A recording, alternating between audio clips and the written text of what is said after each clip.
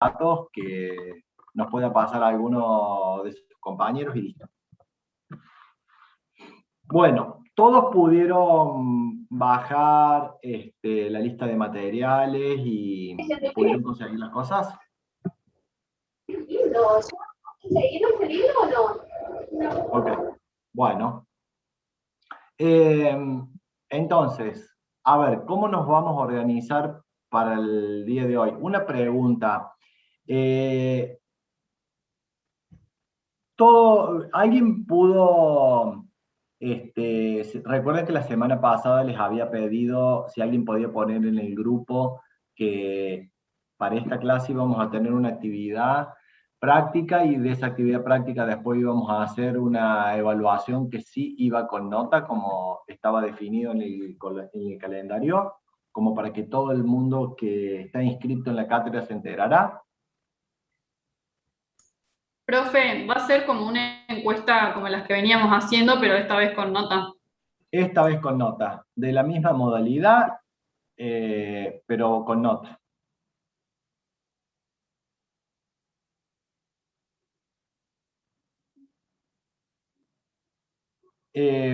Pregunto nuevamente, ¿alguien pudo avisar la semana pasada que íbamos a hacer esta actividad hoy? Sí, profe, veníamos hablando. Ok. Bueno, gracias a los que avisaron. Yo de todos modos, hoy estuvo caída la página de la facultad casi toda la mañana, la página, el módulo donde uno accede a cargar mensaje, material, todo eso estuvo caído, pero bueno, ni bien pude, cargué el material y cargué también una nota tanto por autogestión como por Classroom, diciendo que hoy tenemos una actividad con evaluación. Bueno, lo que les voy a pedir es lo siguiente. Tengan en cuenta que a modo de referencia, yo he configurado el Classroom para que les permitiera enviar el material aún fuera de horario, aún fuera de día, porque hay respuestas que he recibido a último momento durante el fin de semana, el día sábado, por ejemplo. Y algunas han entrado esta semana. En la actividad que vamos a hacer hoy y en la actividad y en el parcial, va a tener una hora de corte. Y después de esa hora de corte no se va a poder enviar la respuesta. Razón por la cual traten, en lo posible hoy y en la del parcial, de cumplir los horarios que están pautados para que les permita la entrega, porque fuera del horario de entrega se va a registrar probablemente la respuesta, pero ya queda sin nota, ¿sí? Y yo la veo como fuera de hora. Entonces, tengan en cuenta que cumplamos estas pautas para poder entregarlas. Ok. Bueno, creo que todos los que van a participar hoy ya estaríamos, estamos cerca de 70 y pico alumnos, así que largamos. Bueno, hoy, como les decía, vamos a ver digamos, vamos a tratar de hacer un pantallazo por los procesos de la industria láctea. Lo vamos a organizar de la siguiente manera. Primero, vamos a ver la parte introductoria del capítulo de lácteos. Vamos a ver las generalidades del proceso de fabricación de manteca. Y después, la idea es que ustedes vayan descubriendo a través de la guía que yo les voy a ir haciendo para que ustedes puedan ir desarrollando el práctico, el proceso.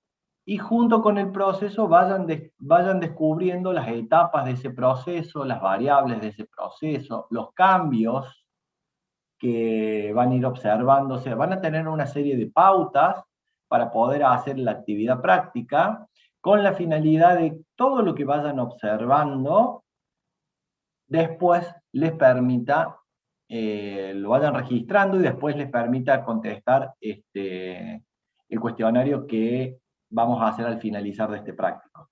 Hoy vamos a tratar de ver, en principio, todas las generalidades de la leche y los procesos de la industria láctea.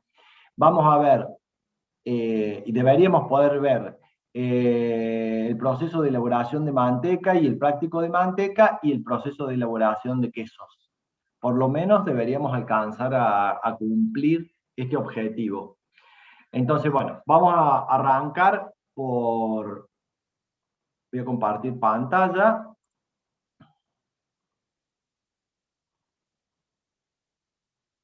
Bien, ¿se ve bien ahí? Sí, profe. Ok, bueno. Entonces, vamos a arrancar con todo lo que es química de leche y productos que pueden obtenerse a partir de este insumo o esta materia prima tan importante para la industria. Siempre que arranquemos analizando algún alimento, vamos a arrancar por lo menos por la definición básica de este alimento, y fíjense lo que dice el Código Alimentario en leche. Con la denominación de leche se entiende al producto proveniente del ordeño total e ininterrumpido en condiciones de higiene de la vaca lechera en buen estado de salud y de alimentación. Pongo todo el párrafo y después lo explicamos. Sin aditivos ni agregados de ninguna especie, o sea, si la leche tuviera agua como adulterante para poder estirarla un poco, digamos, y si la vendiera por volumen, vender un poco más de litros, eso ya sería considerado una transgresión a nuestro código y ya sería un alimento adulterado, ¿sí? Aunque el agua, por supuesto, podría ser potable y apta para consumo, ¿no? No obtenida entre los 12 días previos y los 10 días posteriores a la aparición. Bien, y después el Código Alimentario sigue describiendo un montón de artículos y de requisitos técnicos que ahora los vamos a ir repasando. Pero es importante estas partes que uno habitualmente cuando agarra la legislación, agarra los primeros párrafos, como pasó los otros días con el concepto oreo de maduración, lo lee muy rápido, pasa desapercibido y bueno, se perdió una parte importante de la historia, ¿no? Primero, toda leche debe venir de un tambo que esté habilitado por SENASA. Estar habilitado por SENASA, más allá del formalismo de la habilitación, es importante porque está sujeto a un control de un veterinario y que más allá de que el tambo tenga un veterinario, SENASA aporta una fiscalización que garantiza la sanidad de los animales que se está ordeñando, ¿sí? En condiciones de higiene, por supuesto, porque condiciones de no higiene llevan a que la leche ingrese a la planta con una gran carga bacteriana y que el proceso de tratamiento térmico que va a obtener esa leche va a ir deteriorando la calidad de la leche y por supuesto alterando la proteína, la materia grasa y los principales componentes de la leche, producto de la intensidad del tratamiento térmico. Es lógico que a más baja carga microbiana, menor intensidad de tratamiento térmico, a más alta carga microbiana, menores condiciones enérgicas, por lo tanto, mayor calidad de leche y más rendimiento de productos voy a tener. De la vaca lechera en buen estado de salud y alimentación, por supuesto no tiene que tener ninguna afección el animal, puesto que por ejemplo, vamos a ver que uno de los controles de recepción de leche es células somáticas, y que son, es un conteo rápido de células que habitualmente aparecen cuando la vaca o quien provee la leche está transitando algún proceso infeccioso, y por supuesto, al transitar un proceso infeccioso es probable que esté con algún tratamiento médico veterinario y por lo tanto esté tomando algún antibiótico o algo por el estilo y eso se traslada a la leche. Por lo tanto, controles de células somáticas y control de antibióticos son parte de los controles obligatorios en toda recepción de leche a todos los camiones que ingresan, porque esto tiene un gran efecto después a lo largo del proceso. Y fíjense que leche se llama al proveniente de la vaca lechera. Cuando veamos otros artículos en la legislación, vamos a ver que si yo a la leche la obtengo de otra especie animal, ya no se puede llamar leche solamente. Es leche de burra, leche de búfala, leche de cabra, leche de... Y ahí, seguido, nomino la especie. ¿Mm? Son características legales. Sí, perdón, ¿alguien preguntaba algo? ¿Hola? Ah, ok. Perdón, pensé que me estaban preguntando algo. Profe, una pregunta. Mm. El control de células somáticas y el control de antibióticos también lo hace SENASA, ¿verdad? No, lo hace la planta al ingreso. Ah, bien, bien. Se hace en el recibo de leche en la planta. ¿Mm? En un cachito Ah, más bien. adelante ya lo vamos a ver. Y dice, no obtenida entre los 12 días previos y los 10 días posteriores. A ver, si lo conocen de las vacas, mejor, pero alguno de ustedes seguramente habrá tenido un hermanito o algo y habrá podido ver que se agrega la glándula mamaria previo a la aparición o post-parición. ¿Sí? Cualquier especie de mamífero es lo mismo. Se agrega, ¿Calostro ¿cómo puede se ser, profe? llama? El calostro, perfecto. ¿Y saben qué es el calostro?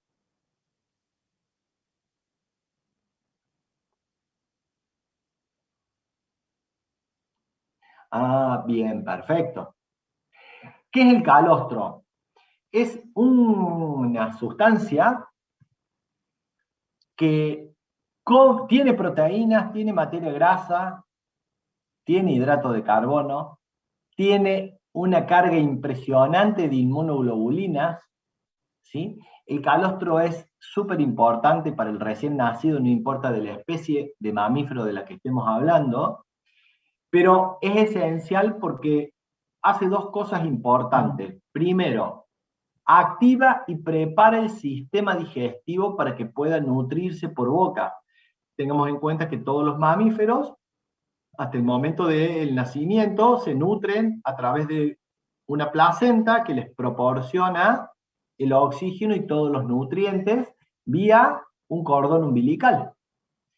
Al momento que se produce la aparición, esa fuente de alimentación y de oxigenación cesa, por lo tanto, el mamífero recién nacido debe respirar por sus propios medios y debe comenzar a alimentarse de la madre a través de la glándula mamaria. Bueno, esa primera leche modificada, así entre comillas, llamada calostro, es una leche que prepara el sistema digestivo, tiene una gran carga enzimática también, y prepara el sistema digestivo para que pueda empezar a absorber y metabolizar nutrientes.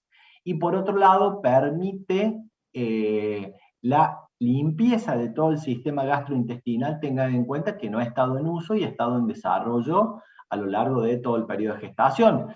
¿Y cómo se llama la primera caca que hacen los bebés? ¿Han visto alguna vez la primera materia fecal que hace un bebé? En realidad cualquier mamífero, ¿no? ¿Nadie vio? Meconio. Bien, meconio, perfecto. Es como un puré pastoso, verdoso, que huele muy mal, pero básicamente es todo el tejido epitelial que recubre el intestino, ¿sí? Que es expulsado del sistema una vez que el intestino empieza a absorber este primer calostro y que permite a partir de ahí que las enzimas y las bacterias vayan colonizando nuestro sistema gastrointestinal y nos permitan metabolizar nutrientes. Entonces, Profe, esto para el mamífero, sí. ¿puede ser que ese calostro también sea un poco más amarillento y espeso Sí, claro, que la tiene leche un de color, normal? es como el suero Sí. de leche, es blanquecino, amarillento, dependiendo de la composición grasa que tenga, y los días también, pero sí, es una sustancia blanquecina, amarillenta en algún caso, dependiendo del contenido de materia grasa, pero sí, es eso. Y muy dulce, ¿no? Tiene glucosa, tiene la lactosa, digamos, que va a transformarse en glucosa y va a ser una primera fuente de nutrientes. Bien, este calostro está bárbaro para la función biológica del mamífero recién nacido, pero en la planta produce distorsiones muy grandes en la composición de la leche y sobre todo por estas variaciones físico-químicas que tiene el calostro, que tienen una función biológica. ¿Sí? Después de estos días, ya la leche va normalizando su composición y se va transformando en lo que nosotros conocemos como leche, y ahí ya sirve como aporte de nutrientes. Entonces, la planta no puede recibir calostro porque en la secuencia de análisis que está preparado la planta para hacer, detecta rápidamente cuando hay calostro e inutiliza toda una cisterna de leche. En los tambos, para que ustedes sepan, cada vez que un tambo no proporciona una cantidad tan grande de leche en general, ¿no? Para llenar un camión y un acoplado. Los camiones de leche, para quien no lo ha visto, son como los camiones de combustible que circulan en la ruta, ¿sí? Es chasis y acoplado con dos cisternas muy grandes que permiten acoplar generalmente varios tambos e ir cargando. Pero ¿cómo yo individualizo de qué tambo viene qué leche?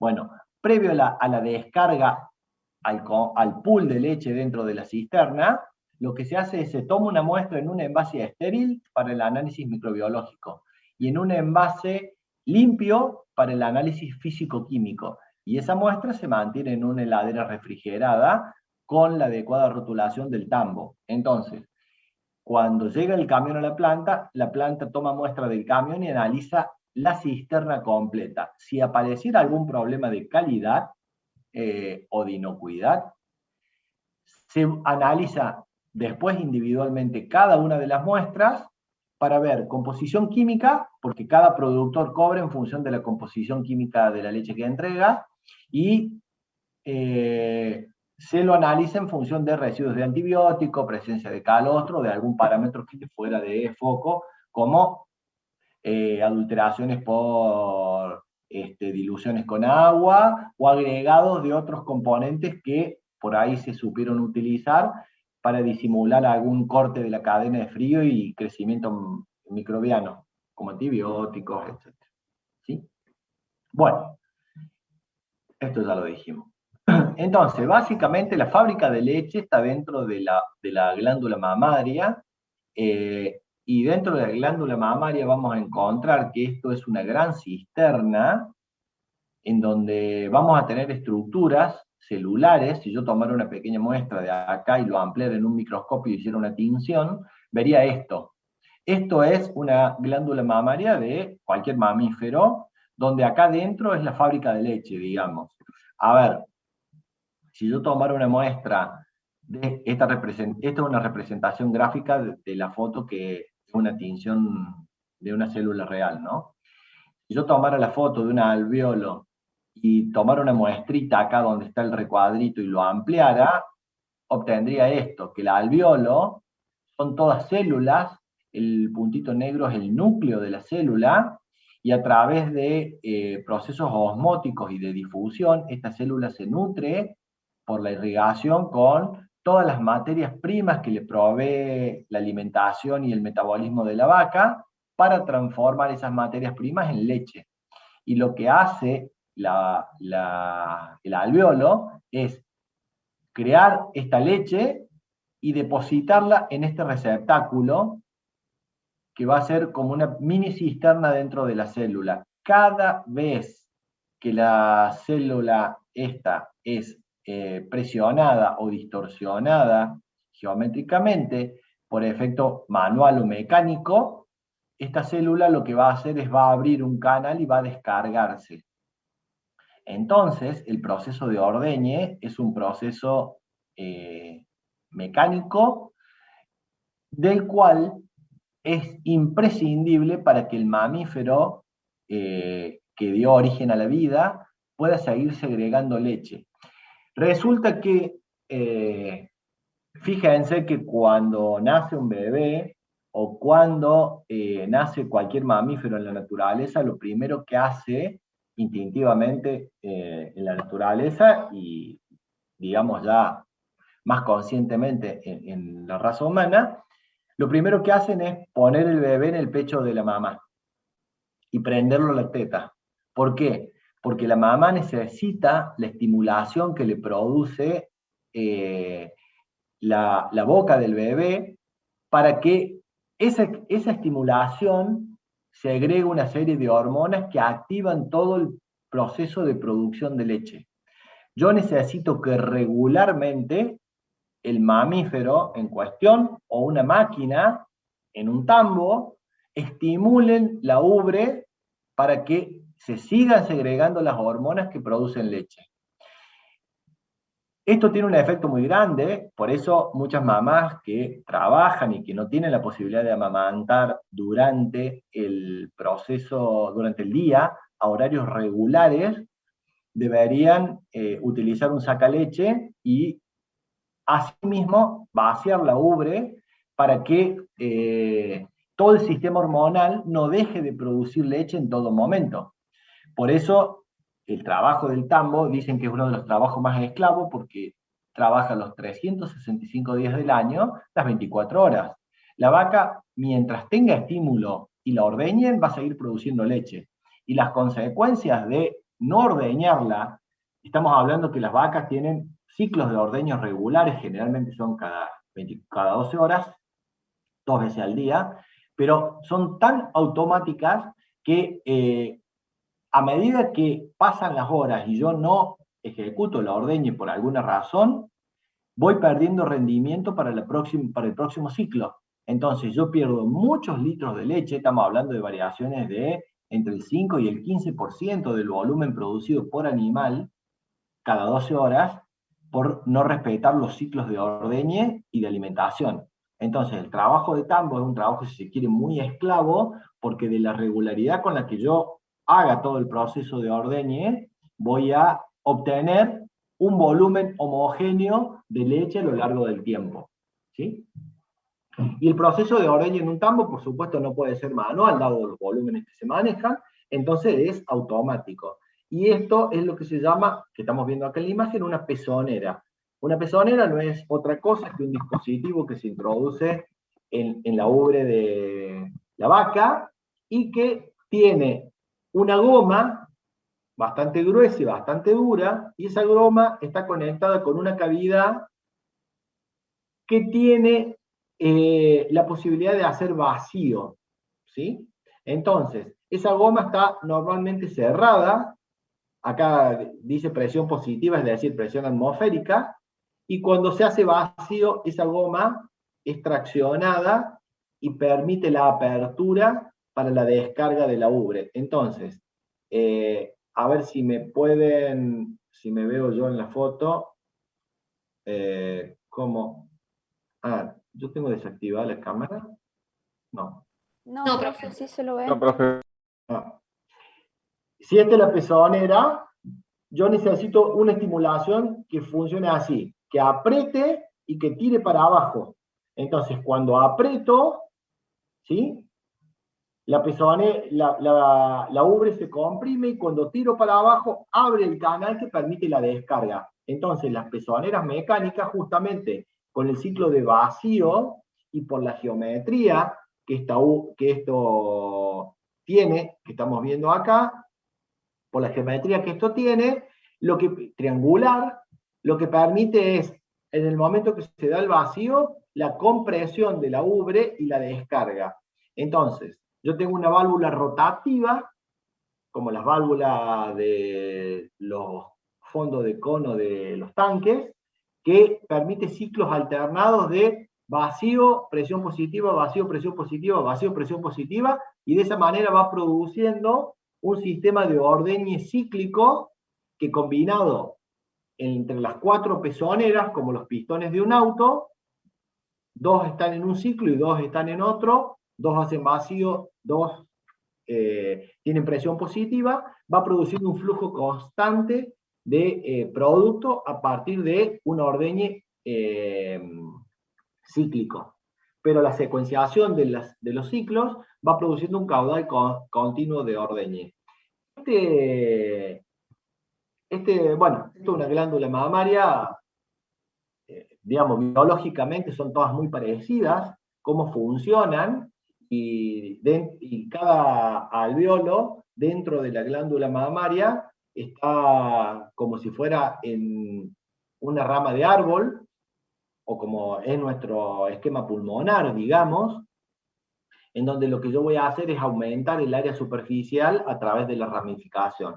Entonces, lo que a mí me interesa no es la parte biológica, por cierto, porque nosotros en la industria no nos interesa mucho la parte biológica, bueno, pero sí tengo que saber, antes de pasar a esto, saber que, como les decía, la raza del animal es muy importante, la alimentación del animal es crítica para tener un volumen y una composición de grasa, de materia, digamos, de componentes de la leche homogénea, como así también las condiciones climáticas y del entorno donde el animal está. A mayor estrés, menor producción de leche; a mayor deficiencia de alimentación, menor producción de leche; a menores ciclos repetitivos de ordeñe, menor producción de leche. O sea, todo afecta en el volumen de leche. Y como este es un negocio de grandes volúmenes y de extremadamente poco margen, hablando siempre del tambero, necesita realmente una buena regularidad. Y además tiene un problema, el tambero, que la leche composicionalmente es básicamente proteína, lactosa, que es el azúcar de la leche, y grasa. Ahora, estos son los componentes mayoritarios de la leche, ¿sí? O los macrocomponentes, porque sus cantidades están por encima del 1%. Por debajo del 1% tengo todos los que son vitaminas y minerales, que están en cantidades minoritarias. Y a su vez, yo tengo a los componentes de la leche una segregación más que habitualmente se hace y que tiene importancia tecnológica, por lo tanto a nosotros en los procesos nos sirve y de mucho saber cuál es el extracto magro y la cantidad de grasa por separado. O sea, yo tengo mayoritariamente agua, tengo sólidos, que son todos estos que están acá, pero dentro de los sólidos tengo los sólidos no grasos y los sólidos grasos. Entonces, conocer que la leche se puede analizar dependiendo su composición y a través de estas separaciones me va a permitir a mí a ver, me voy a pasar acá y después vuelvo a la otra imagen. Me va a permitir a mí tener algunas características. Entonces, yo habitualmente voy a buscar otra acá. Esto y después me vuelvo. Habitualmente tengo agua como componente mayoritario, proteínas, fíjense, en un porcentaje variable, materia grasa en un porcentaje variable, lactosa en un porcentaje variable, y cenizas, entendiendo como la calcinación de todos los minerales disponibles en la leche en una cantidad variable. Ahora, además de estos componentes que habitualmente están en la leche, fíjense que si yo sumo el promedio más o menos de todo esto, me da que tengo entre un 12 y un 13% de sólidos. O sea, todo menos agua. Y que el resto es agua. Ahora, una característica de la leche bastante importante es que a lo largo del año, la composición de la leche, si yo tomo una muestra de un animal y lo voy siguiendo a lo largo de todo el año, voy a ir viendo que la composición de la leche va variando. Ahora, lo que no va variando en promedio es los sólidos totales. Los sólidos totales, es decir, la combinación de todo esto menos agua, es bastante pareja en el año. Ahora, ¿qué va variando mucho? Va variando la cantidad de proteína, la cantidad de grasa, la cantidad de lactosa. ¿Y por qué va variando mucho a lo largo del año la composición de la leche? Imagínense que cualquier mamífero recién nacido tiene distintas necesidades nutricionales conforme la edad gestacional o la edad de vida. Ni bien nace, ¿qué es lo primero que necesita? mucha materia grasa, proteína, muchos hidratos de carbono, muchos glúcidos, o sea, la lactosa, pero sobre todo mucha materia grasa para que empiece a depositar grasa debajo de la piel y pueda mejorar la termorregulación de su cuerpo. Por eso fíjense que los bebés los abrigan mucho los primeros tiempos de vida, porque el cuerpo, hasta que no tiene materia grasa por debajo de la piel, en cantidad suficiente, le cuesta termorregular la temperatura. ¿Sí? En la naturaleza, ya los animales nacen con una capa de grasa que les permite, y dependiendo de la especie, les permite regular mejor que lo que los regulan los humanos.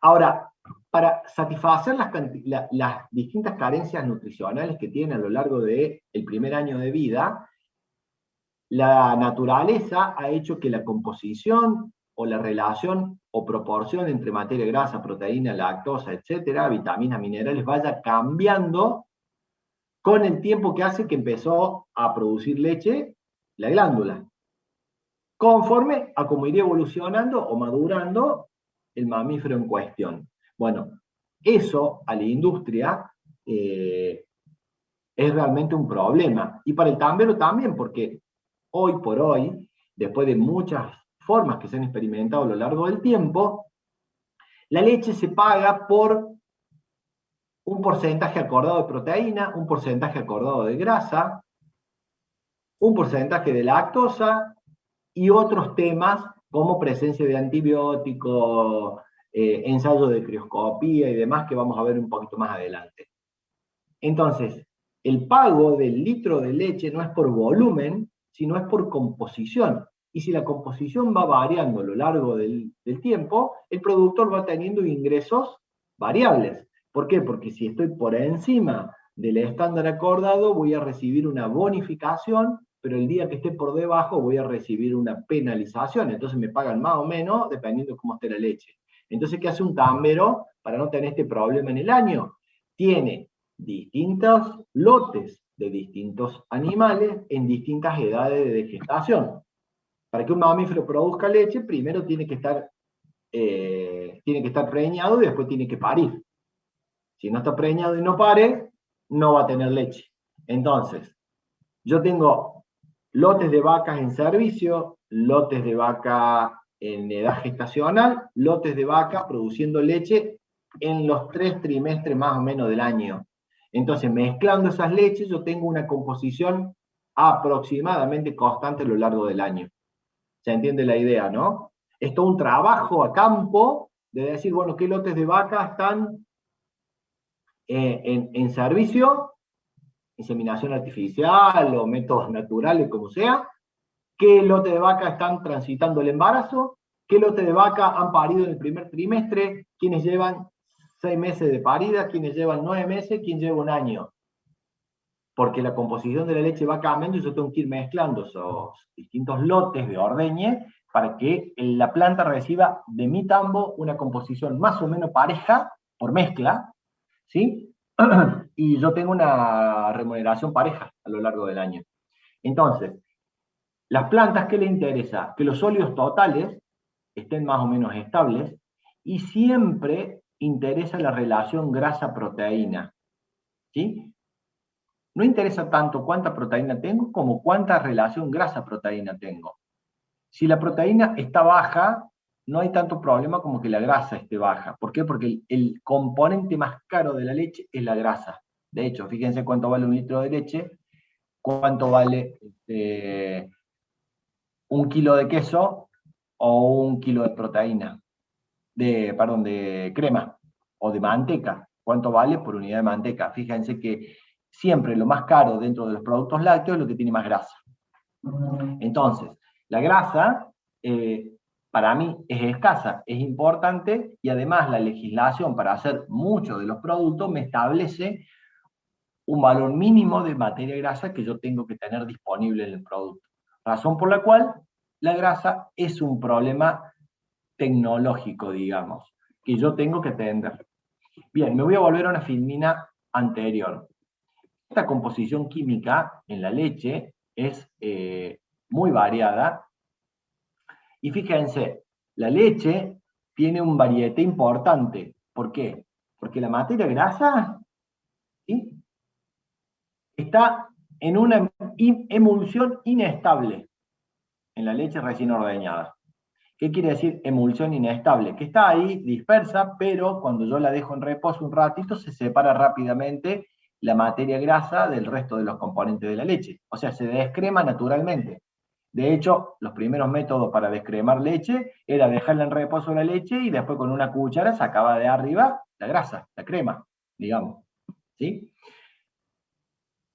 La lactosa, al ser muy soluble en agua, está en una verdadera solución y la proteína está en una suspensión coloidal. Por lo tanto, yo tengo todo ese mejunje dentro de esto que llamamos leche. Tengo simultáneamente una emulsión, una suspensión coloidal de la proteína, y tengo la grasa por ahí dispersa, que en la medida que esa grasa yo la deje en reposo, dependiendo el tamaño de la esfera, va a tener distinta velocidad ascensional, ¿sí? O sea, la velocidad con la cual la grasa migra a la superficie y se separa de fase.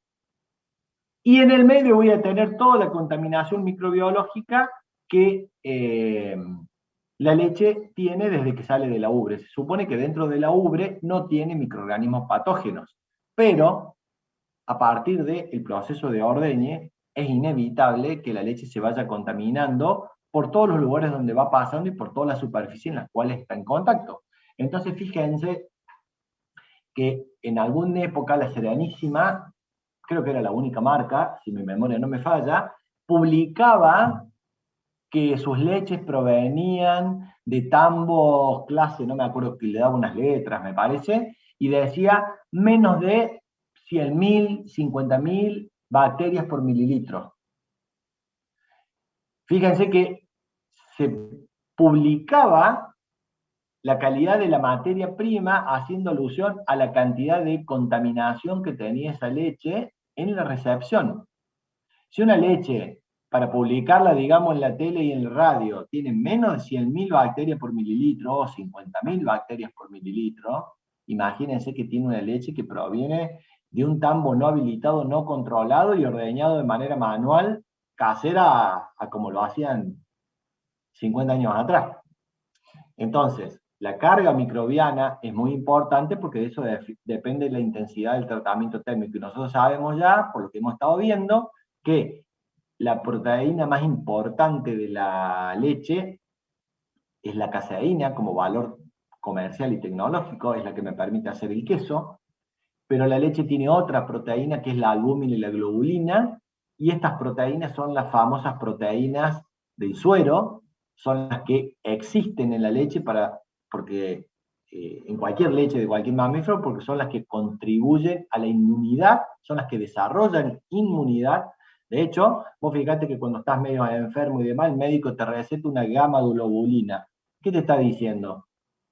Que te pongas una sobredosis de lo que estimula tu sistema, ¿cómo se dice? Tu sistema de defensa inmunológico.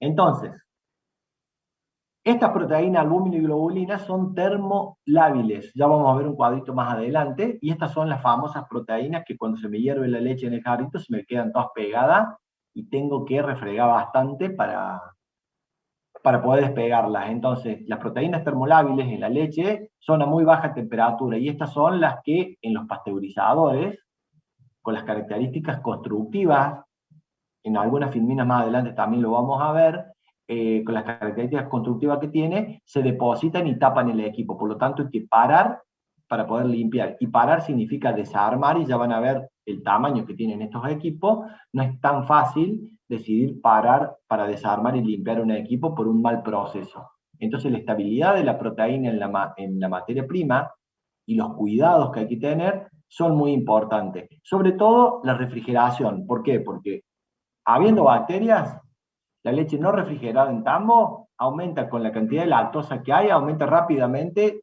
la multiplicación bacteriana.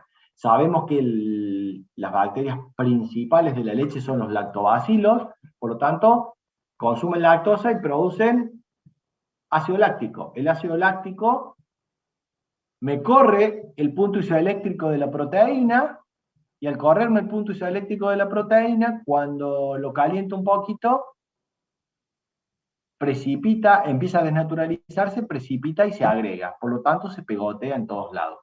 Entonces, siempre una característica importante es, cada vez que llega una cisterna a una fábrica, se controla temperatura y acidez. ¿Por qué? Porque tengo que saber si la proteína ya viene maltratada o no desde el tambo. Y además, la legislación dice que tengo que controlar todo esto.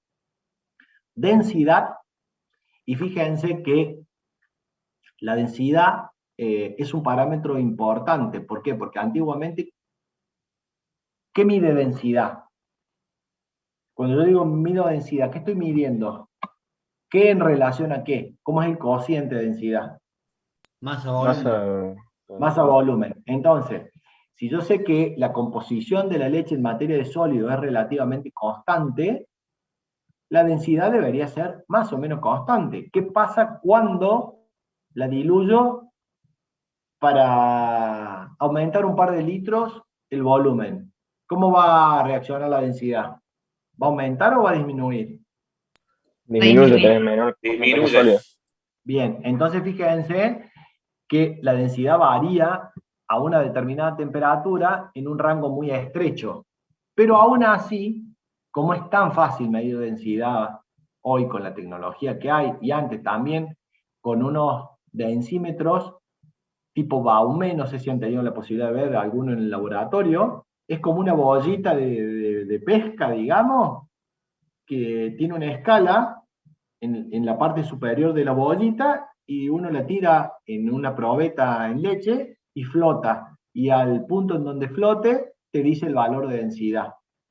Hace muchísimos años, desde el 1800 y pico, que existe el densímetro Baume, razón por la cual medir densidad para un tambo no es tan difícil, y los tambos se apiolaron que como les controlaban densidad, si yo le agrego agua, le tengo que agregar algún sólido que la compense.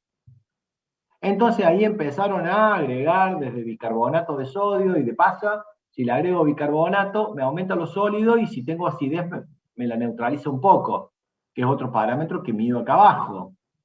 ¿Sí? Entonces empezaron a ver que ya medir densidad y acidez no alcanzaba, porque los tambos, con tal de fraguar un poco algunos resultados, hacían algunos deliberadamente adulteraban la leche.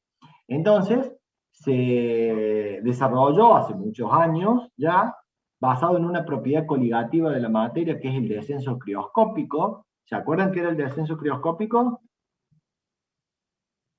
El aumento bulloscópico. ¿Qué era? Cuando cambias el punto de ebullición de algo, por ejemplo el agua con la sal, ¿eso era? Bien, perfecto. Ese es el aumento bulloscópico. Y Y el el descenso descenso es lo mismo, crioscópico cuando es le lo tiras mismo al al revés. Digamos, siempre en función de la concentración de soluto que agrego en el solvente, puedo modificar su punto de ebullición o su punto de congelación. ¿Sí? El descenso crioscópico se utiliza mucho en los boliches para hacer una salmuera con hielo y mantener sin energía la bebida refrigerada a -15, por ejemplo. ¿Sí? Está bueno para el champú y otras cosas eso. Así que siempre la química tiene un uso interesante. Bueno, el descenso crioscópico es una propiedad que se estudió que en la leche es extremadamente constante. Y fíjense, leche ordeñada sin adulterantes tiene un valor exacto. Y la legislación dice menos 0,512 grados centígrados. A esa temperatura congela la leche. Si hay alguna adulteración, por más que yo compense la densidad hay una adulteración con agua, y lo compenso de alguna manera con algún sólido de la densidad, el descenso crioscópico, en función del sólido que agregué, se me va el diablo.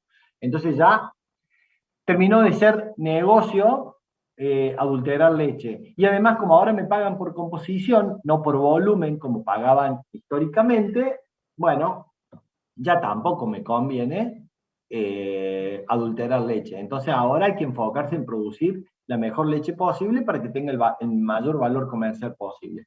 Y otro valor que es importante es mínimo qué cantidad de grasa puede tener la leche, mínimo qué cantidad de proteínas puede tener la leche. Y ahí está el combo de análisis que se hace en el residuo de la leche junto con la temperatura y el test de antibióticos.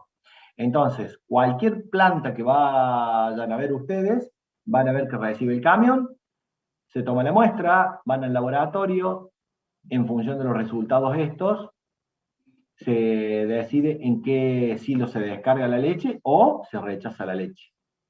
Lo único que la planta no puede aceptar, si hubiera variaciones de esto, yo puedo decidir aceptarlo, penalizar al proveedor que me introdujo la mayor variabilidad dentro del volumen ese de leche, pero puedo usar la leche. Ahora, si tiene, por ejemplo, residuos de antibióticos, no puedo usar la leche, porque imagínense, muchos procesos de la industria láctea llevan fermentaciones. Teniendo antibiótico, no puedo desarrollar la fermentación.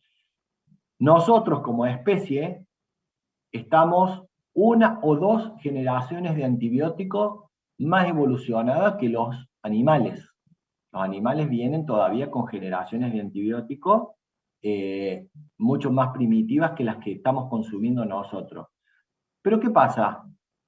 Se ha acercado la brecha entre la generación de antibióticos de los animales y la nuestra. Por lo tanto, las bacterias que normalmente viven con nosotros y que son oportunistas cuando nosotros tenemos una depresión del sistema inmunológico, atacan y nos producen una enfermedad, una angina o cualquier cosa de la garganta que empieza a desarrollar pus y demás, me tratan a mí con antibióticos, o cualquier otra afección que tenga, me tratan con antibióticos. ¿Qué pasa cuando la brecha entre los antibióticos de los animales y de los humanos es muy chica?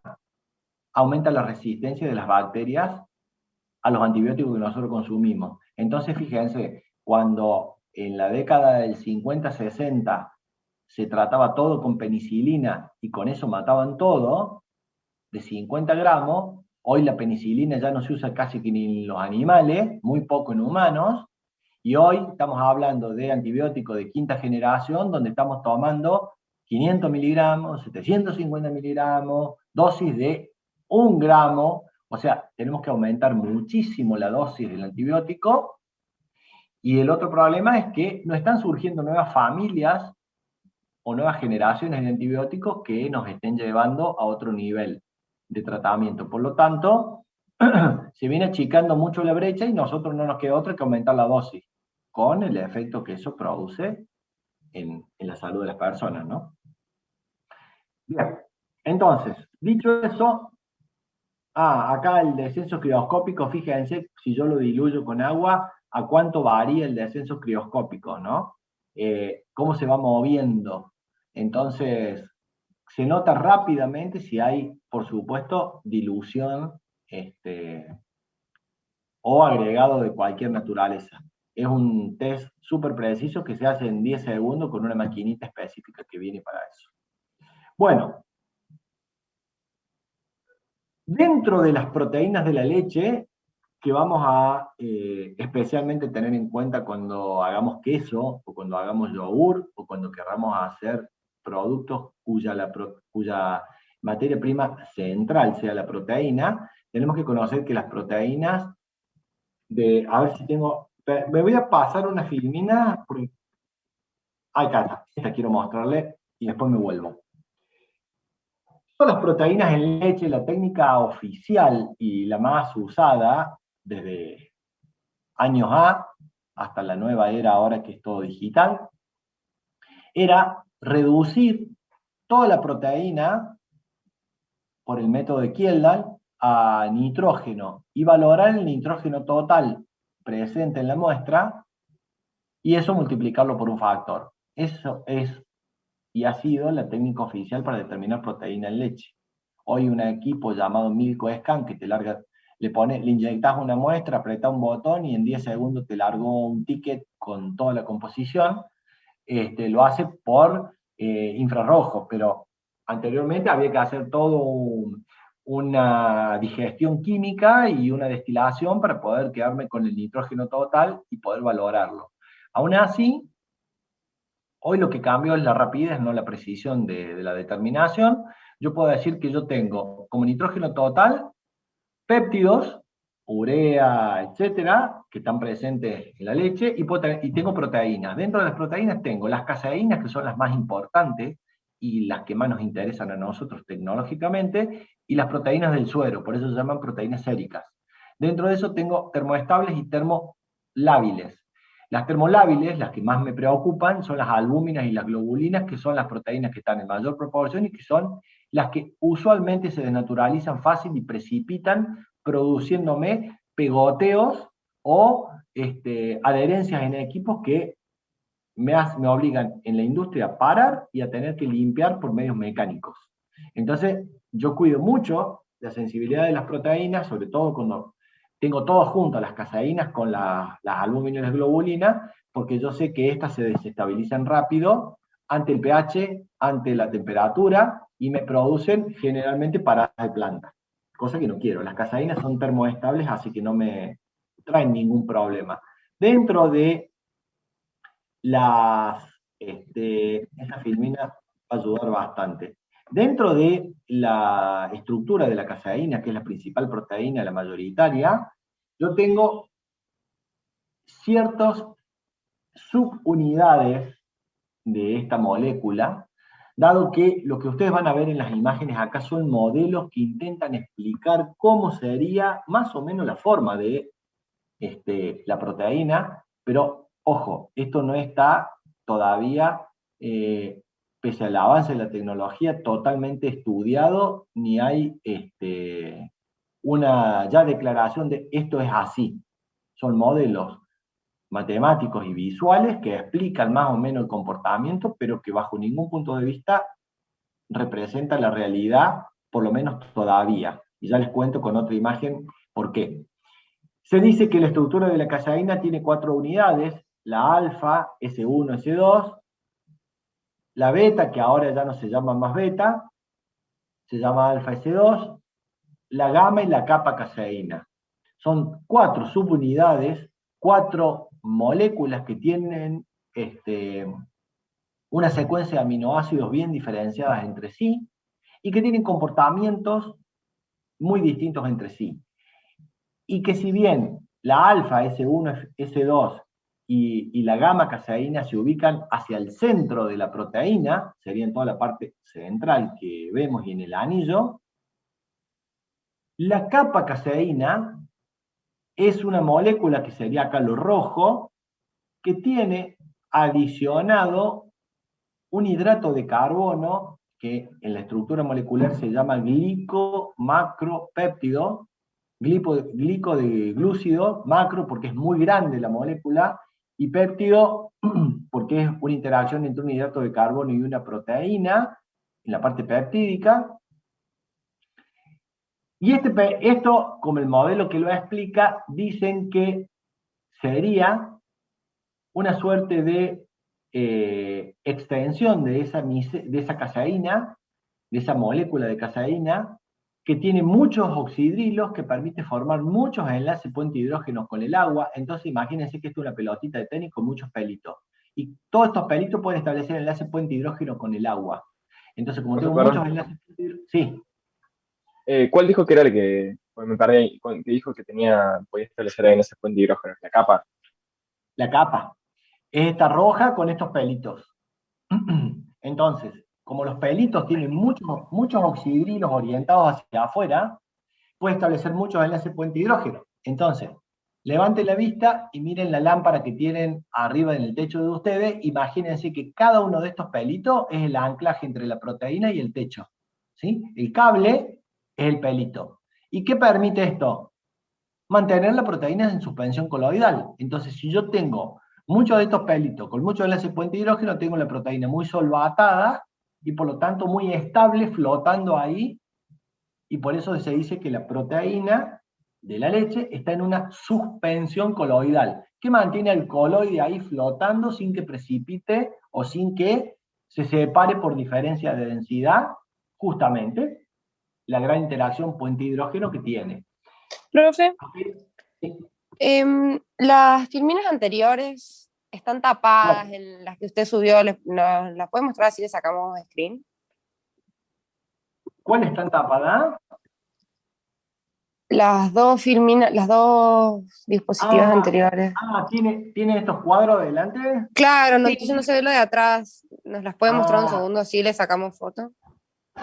Sí, por supuesto. Ahí. Quizás si la sube, profe, como PowerPoint autogestión, nosotros podamos descargarlas como por separado y verlas bien. Creo que es esa y una más, son dos. Bueno. Igual están en el grupo de alimentos, las pasaron a la filmina. Sí, pero deben estar tapadas, supongo. Ya después les cambio el archivo que subí hoy, se los cambio y le agrego eso. Quédense tranquilos. De todos modos, hacen un print screen y guardan la imagen. Ok, a ver. La estructura de la caseína serían estas dos.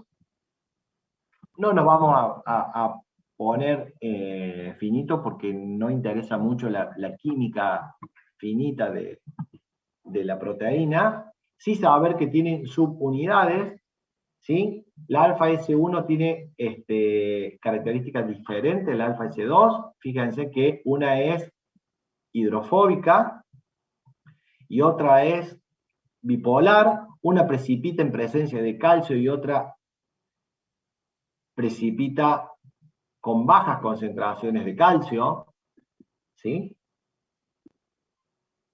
Tienen una secuencia de aminoácidos muy particular, ¿sí?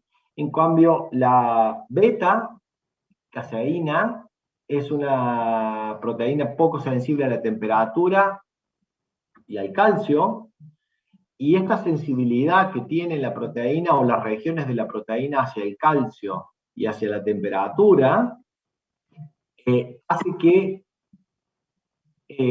tenga determinados comportamientos en el proceso de fabricación de los distintos productos. Pero de nuevo, la que más me interesa a mí es la capa caseína, que fíjense que es resistente a la temperatura y al calcio. Por lo tanto, si yo poseo un proceso que tiene un tratamiento térmico como la pasteurización y después quiero precipitar esa proteína, como por ejemplo para fabricar queso, tengo que tener en cuenta que esa proteína va a necesitar calentamiento y va a necesitar, va a ser indiferente a la cantidad de calcio que esa proteína requiere, pero no todas las otras que son sensibles al calcio. Entonces ahí hay una interacción entre las proteínas que yo tendré que ir manejando. Y posee el ácido siálico, que así se llama este hidrato de carbono, que es el pelito que decíamos recién. Les quiero mostrar otra filmina dentro de toda esta estructura. Profe, Sí. una consulta. En la filmina anterior, el puntito, ¿qué significa, perdón, con respecto al calcio? ¿Cuál No, puntito? en beta. Ahí. Calentamiento. Ah, ya. Temperatura. Bien, gracias. No, por favor. Les quería decir que esto es una subunidad de caseína, pero resulta que también hay otros modelos que dicen que esto no es así. Que en realidad la caseína es una pelota grande llena de pelotitas chiquititas adentro, como la imagen que ustedes ven ahí, y que estas pelotitas chiquitas están unidos por unos enlaces que involucran al fósforo y al calcio. Entonces, el famoso aporte de calcio de la leche estaría dado porque los signos pesitos, las S esas que unen cada una de las pelotitas al medio de la pelota grande, vendrían a ser estos enlaces calcio-fósforo, que son los que mantienen las subunidades de caseína unidas. Entonces, a la molécula de caseína, que sería toda la bola grande, dice que está compuesta por subunidades de caseína o submicelas de caseína unidas por enlace puente calcio, que es lo que vemos acá. Entonces, otros modelos todo esto ha sido un proceso de construcción evolutiva a lo largo del tiempo. Yo se los estoy contando en 3 filminas, pero si ustedes agarran el fenema y se ponen a ver la evolución de esto, son hojas y hojas y hojas de todo lo que fueron deduciendo. Hoy lo que se acepta principalmente es lo siguiente. Yo tengo 2 submicelas de caseína, como las que vemos acá en la filmina, y tengo el calcio, que es esta molécula grande acá, unido por un puente de fósforo a la submicela. Entonces, si correlacionamos, me vuelvo, los puntitos amarillos que están acá, son los grupos fosfatos unidos a una determinada proteína.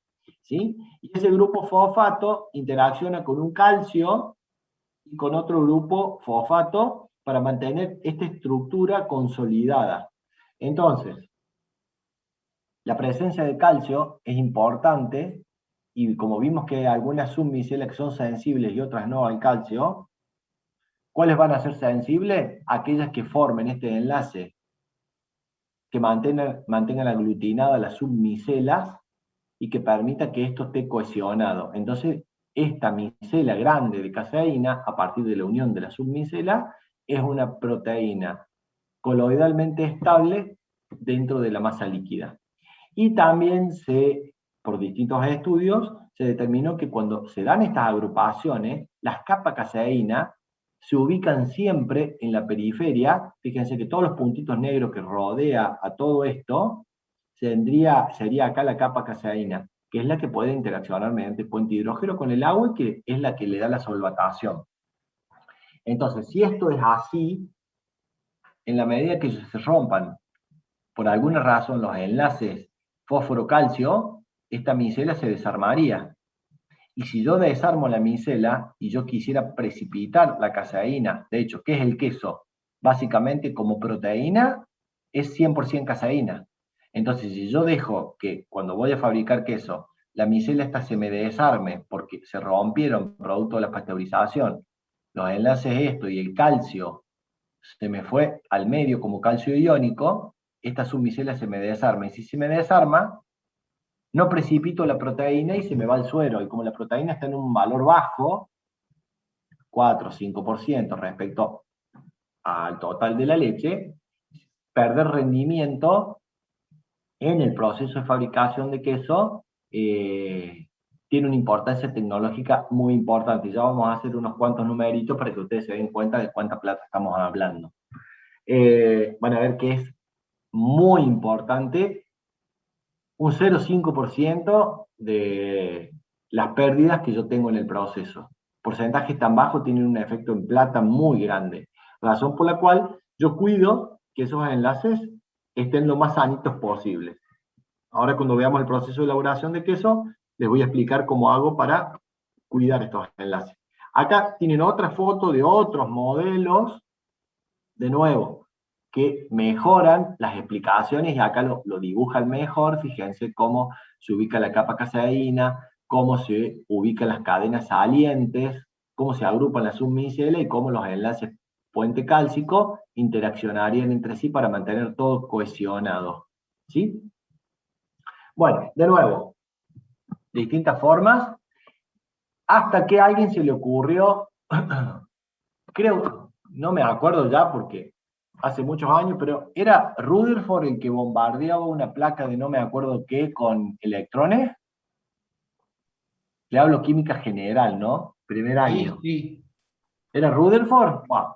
Alguien hizo lo mismo, se le ocurrió en tiempo un poco más moderno hacer lo mismo, y resulta que se dieron cuenta que le apuntaban a esto como blanco, diciendo, bueno, ¿cuál es la probabilidad que si le tiro un electrón le pegue a alguna de las bolitas azules? Y uno diría todas. Bueno, hicieron el ensayo y no le pegaron a ninguna.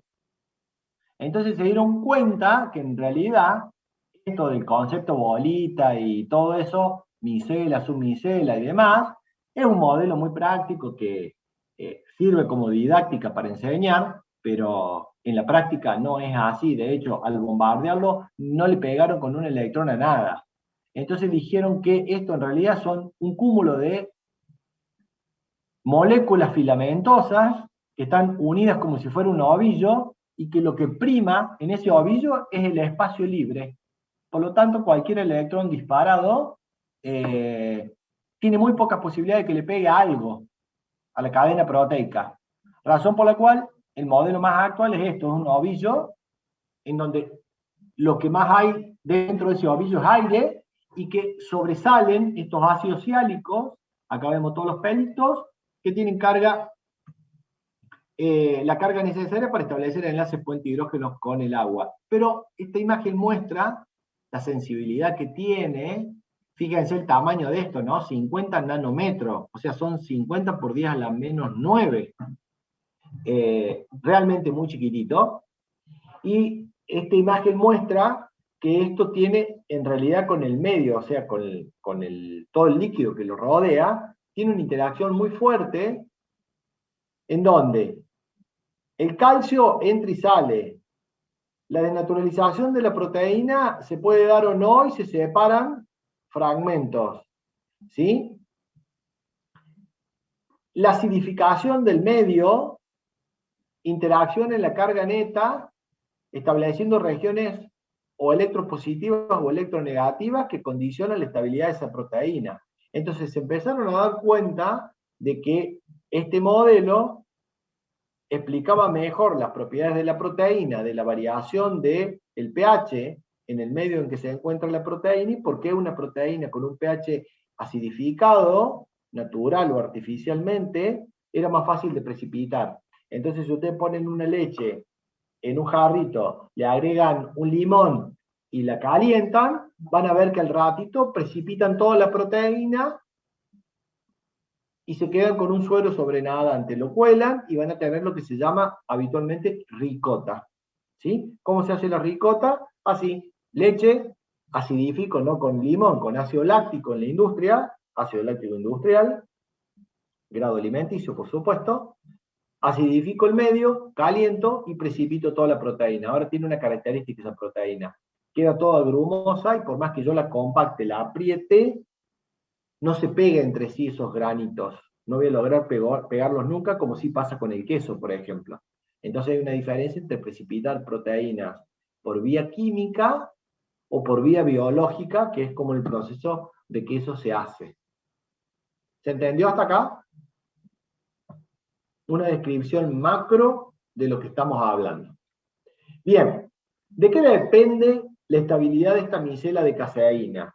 Y esto es importante sí tenerlo presente, porque van a ver que el proceso de fabricación de cualquiera de los productos que ustedes imaginen en la industria láctea juega básicamente con las propiedades de la caseína y la estabilidad de la caseína.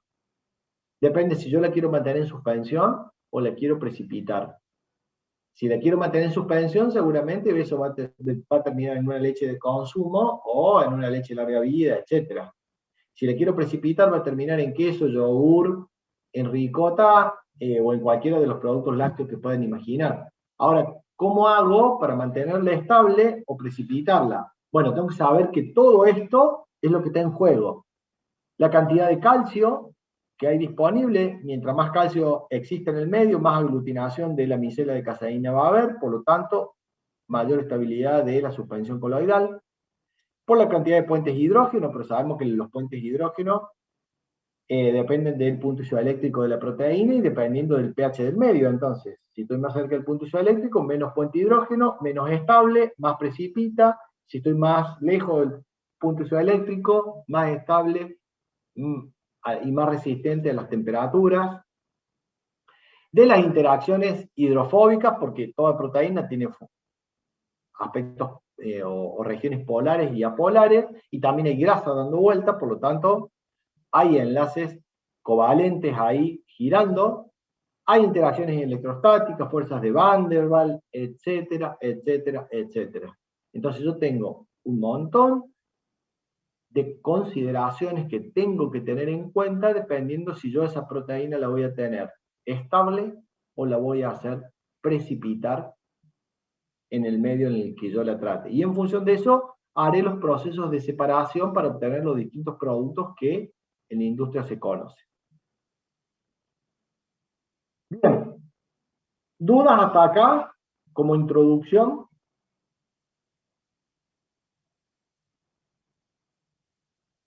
¿No? Bien. Ok.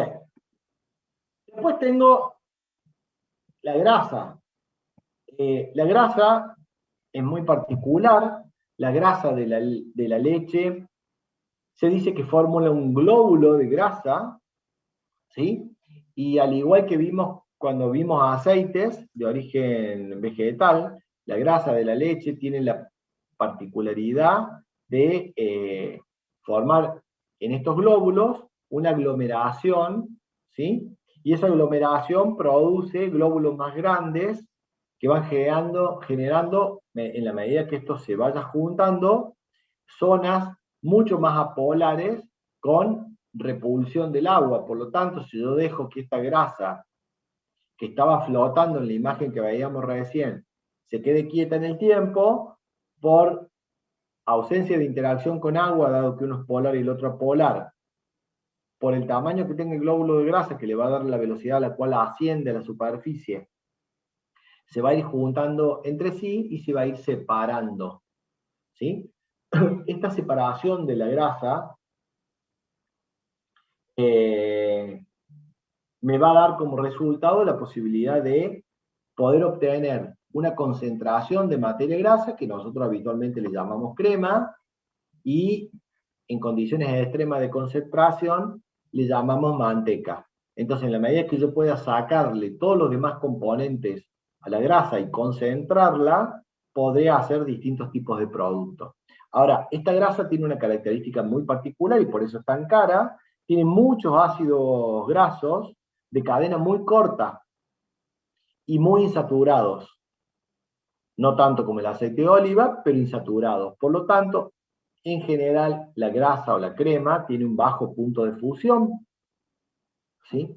Y tal es así que la vemos líquida a temperatura ambiente. Bien. Una característica es que como la grasa se separa sola sin hacer ningún esfuerzo, para el proceso de crema y de manteca viene genial que se separe sola. No trabajo mecánicamente, no pongo energía ni ningún equipo a trabajar para separarla. Al menos de manera rápida. Pero resulta que la legislación dice que la materia grasa, en la mayoría de los productos que se van a hacer a partir de leche, o para la leche de consumo, tiene que ser estandarizada. Es decir, tiene que tener un porcentaje. Y se definió que leche entera se llama el que tiene 3% materia grasa, leche parcialmente descremada el que tiene 1,5%, y leche descremada aquella leche que tiene menos de 0,5% de materia grasa. Siempre peso en volumen, ¿no? Entonces, resulta que la leche yo la debo estandarizar y homogeneizar, ¿sí? Bien, ¿qué son estos procesos? Y acá entramos ya dentro de las operaciones unitarias importantes en la industria láctea, que van a ver que están presentes en absolutamente todos los procesos. Me voy a pasar un minuto. A ver, me voy a adelantar un minuto, después voy a volver. Para estandarizar la materia grasa, yo necesito dos cosas. O la dejo en reposo y espero el tiempo que haga falta para que se descreme sola, y la retiro por diferencia de densidad directamente, o lo voy a hacer en un equipo. En un equipo que se llama la descremadora, desnatadora, bactofugadora, tiene varios nombres en la industria, pero esencialmente es este equipo que ustedes ven en la imagen que está a la derecha, cuyo principio de funcionamiento es el que está acá a la izquierda. Yo tengo la posibilidad de aprovechar una propiedad que es la diferencia de densidad para favorecer la separación entre la fase acuosa y la fase grasa, pero además tengo la posibilidad de combinar la diferencia de densidad, que ya en sí mismo es el fenómeno por el cual se separa, con la fuerza centrífuga. La fuerza centrífuga sabemos que acelera la masa Y entonces, en función de la velocidad a la cual gire, será, y en proporción a la masa, será la fuerza centrípeta que se logre. Entonces, quien logre la mayor fuerza centrípeta podrá separarse del resto de los componentes. Y este es el principio básico de esta descremadora. Básicamente entra la leche por abajo, se va a encontrar con una serie de platos que son como unos sombreritos chinos, y esos platos tienen unos orificios aquí, por el costado, donde el principio de funcionamiento es así. Entra la leche, estos platos giran bastante rápido, mucho más de 3.000 revoluciones por minuto. Al girar se van a encontrar de que la materia grasa, que es mucho más liviana que los demás sólidos de la leche, incluido el agua, van a tener una aceleración producto del giro, que va a hacer que todos los compuestos pesados, agua y todos los sólidos de la leche, desciendan a través de la canalización que produce el apilamiento de estos platitos. Y la crema, que tiene una velocidad, como es muy livianita, no alcanza a generar una fuerza centrífuga, la fuerza centrífuga no alcanza a generar un desvío de la corriente lo suficientemente grande, entonces queda agrupada en la parte central. Entonces yo tengo una corriente de leche que cuando entra a este canal, esto va girando muy rápido, entonces rápidamente es acelerada. La parte pesada va hacia abajo, la parte liviana queda hacia arriba, y como el caudal de leche está empujando permanentemente, es obligado a pasar. Si yo lo miro acá, la leche entra, golpea sobre esto, es obligada a entrar en estos canales, y como el caudal va empujando constantemente, no me queda otra que, producto de la velocidad de giro, la fase más pesada haga este caminito, y circule por acá, y salga por un lado, y la fase más liviana, es decir, la grasa, se acumule al medio y salga por esta otra boca. Entonces, yo de esta manera, utilizando la diferencia de densidad y la fuerza centrífuga, separo componentes cuyas densidades individuales sean muy distintas. Y de esa manera descremo. Hoy la industria puede descremar totalmente, es decir, concentrar la materia grasa del 4 o 5% al 70-72%. No se puede concentrar con estos equipos más que eso, ¿sí?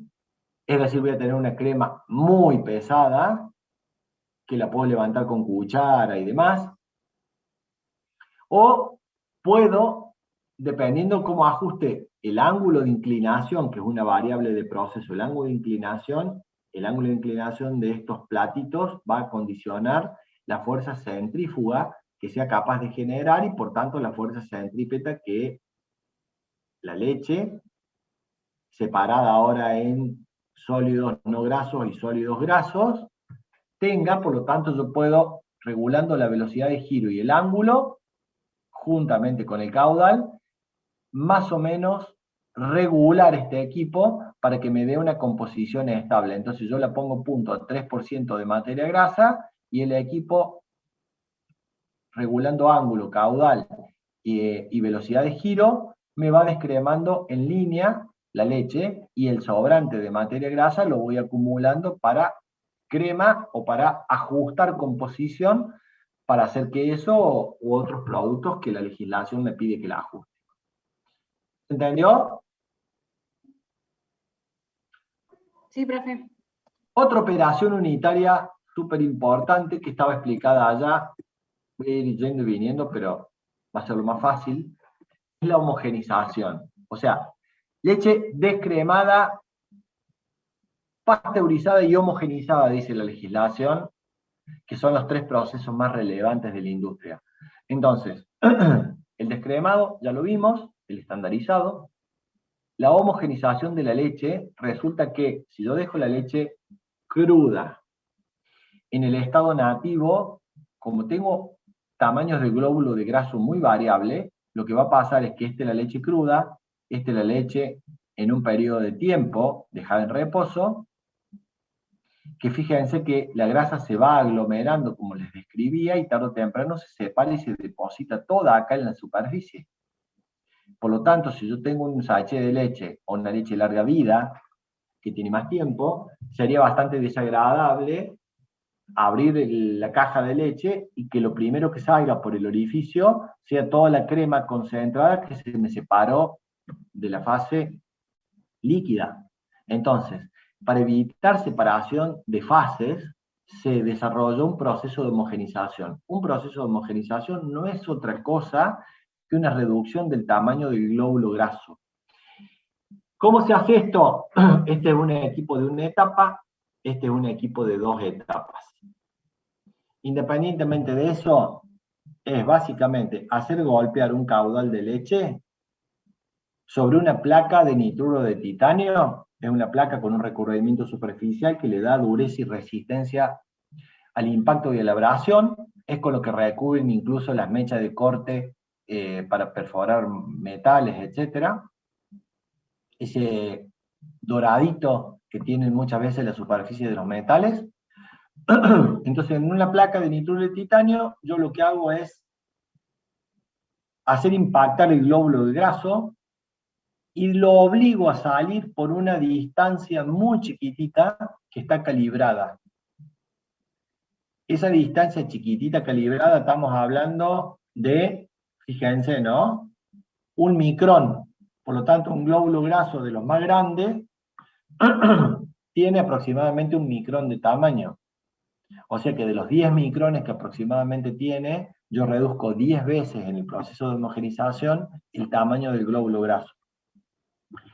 Ese tamaño del glóbulo graso es como agarrar un tomate, una naranja y reventarlo contra la pared más o menos. Tirarlo con toda la fuerza posible que explote. Para que ustedes se den una idea, la presión acá de la que estamos hablando de impacto son aproximadamente entre 250 y 300 kilogramos por centímetro cuadrado. Esto para que tengan una referencia. Si uno va a una gomería y quiere vencer con el dedo la fuerza de la manguera donde sale aire, ahí tengo entre 6, 7, 8 máximo kilogramos por centímetro cuadrado. Y le tengo que hacer mucha fuerza con el dedo para poder vencer esa presión. Imagínense 250 a 300 kilos por centímetro cuadrado. Esto lo que hace es realmente, si el orificio está calibrado, acá se ve mejor un tornillo roscado que permite calibrar el orificio en este de 2 etapas. Reduzco la mitad del tamaño en el primer pasaje y la segunda mitad en el segundo pasaje. Este es de un caudal mucho más grande que permite hacerlo en una sola fase. Pero conceptualmente es lo mismo, es obligar por rotura, con una fricción y un esfuerzo de corte muy grande, obligar a que el glóbulo graso se rompa, y ahí se descubrió que al romper, si haces una pelotita más chiquitita, se mantenía estable a lo largo del tiempo. Lo que nunca se explicaron era por qué la grasa, si era polar y por más chiquitita que sea, ¿por qué se mantenía estable a lo largo del tiempo? Y eso tardaron muchos años en poder explicarlo, hasta que alguien hizo esta foto y empezó a darse cuenta de lo que pasaba. Resulta que, como dijimos, la proteína es, en muchos casos, sensible a ciertos esfuerzos. El esfuerzo que le produce un tratamiento térmico o el esfuerzo de corte que le produce una desnaturalización. Y se dieron cuenta que la homogenización, sin querer y sin ser el objetivo, al hacer pasar a tanta presión y a impactar sobre la superficie dura, producía también una desnaturalización parcial de la caseína.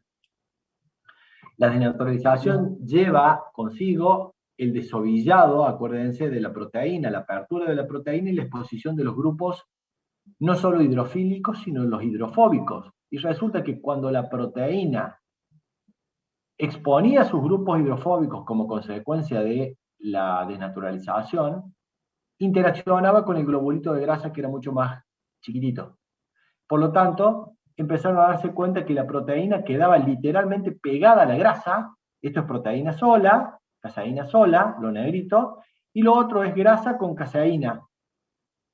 Y como la caseína puede interaccionar con el agua, y en este caso desnaturalizada con la grasa también, se dieron cuenta que la suspensión, la emulsión que se lograba, digamos, el concepto de suspensión coloidal de la proteína, ahora también se daba en la emulsión de la materia grasa en leche, como consecuencia de haber interaccionado proteína-grasa, y acá se comprobó también la propiedad anfipática que tenía la proteína, de poder establecer enlaces hidrofílicos e hidrofóbicos simultáneamente. Entonces, ahora, ¿cómo hace la grasa para mantenerse estable, flotando ahí indefinidamente, como lo hace la proteína en el líquido? Porque es la misma proteína la que ayuda a la grasa a mantener esa suspensión y esa emulsión, en realidad, consecuencia de los enlaces puente hidrógeno que la proteína establece con el agua, pero a su vez como la proteína retiene la grasa, mediante covalentes, mantiene todo ahí un equilibrio que permite que hoy tengamos leche de larga vida, con vencimiento de entre 6 meses y 1 año, sin ningún problema y sin observar separación de fase.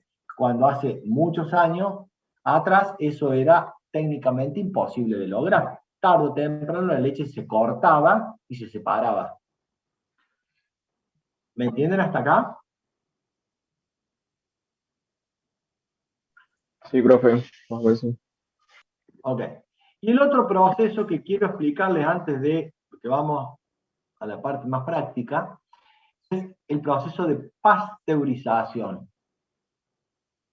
Un pasteurizador es un tratamiento térmico, obligatorio en la industria, porque como decíamos, la leche desde que está en... Usted imagínense que la vaca, por más que está lavada, tiene materia fecal siempre en las patas, en todos lados, en la ubre, etc. Vive en el campo, hay barro, hay tierra, hay un montón de contaminantes que traen bacterias a la ubre de la vaca. Y si ven que la vaca tiene un proceso de lavado y desinfectado de la ubre previo, yo no puedo garantizar que la piel del animal esté totalmente sana y que no tenga pequeñas fisuras o lesiones en las cuales aniden bacterias. Y por más desinfectante que haga, desinfección que haga, yo no voy a poder eliminar, si tengo una pequeña lastimadurita, aún invisible al ojo, en donde tenga bacterias que se estén multiplicando, yo no puedo evitar que esas bacterias vayan a la leche en el proceso de ordeño cuando le encajo la pezonera. Entonces, o no puedo evitar que el circuito, pezonera, tanque, etcétera, manguera, esté limpio y desinfectado. O no puedo garantizar que el tanque sea aséptico 100%, ni mucho menos la manguera del camión que va conectando tambo por tambo, recolectando leche. O sea, el aumento de la carga microbiológica es inevitable. Entonces, tengo un primer proceso, después del recibo de la leche, una vez que el laboratorio autoriza el ingreso, que es la pasteurización. Es un tratamiento térmico que lo que va a hacer es, objetivo, destruir los microorganismos banales, es decir, los microorganismos patógenos, es decir, todos aquellos que pueden causar un daño a la salud. Coliformes, Escherichia coli, Listeria, Shigella, Salmonella, todos los patógenos que suelen estar presentes en el mundo lácteo, tienen que ser destruidos en este proceso. Y reducir a nivel aceptable los microorganismos banales, que son todos estos lactobacilos que producen a la larga la descomposición de la leche por fermentación.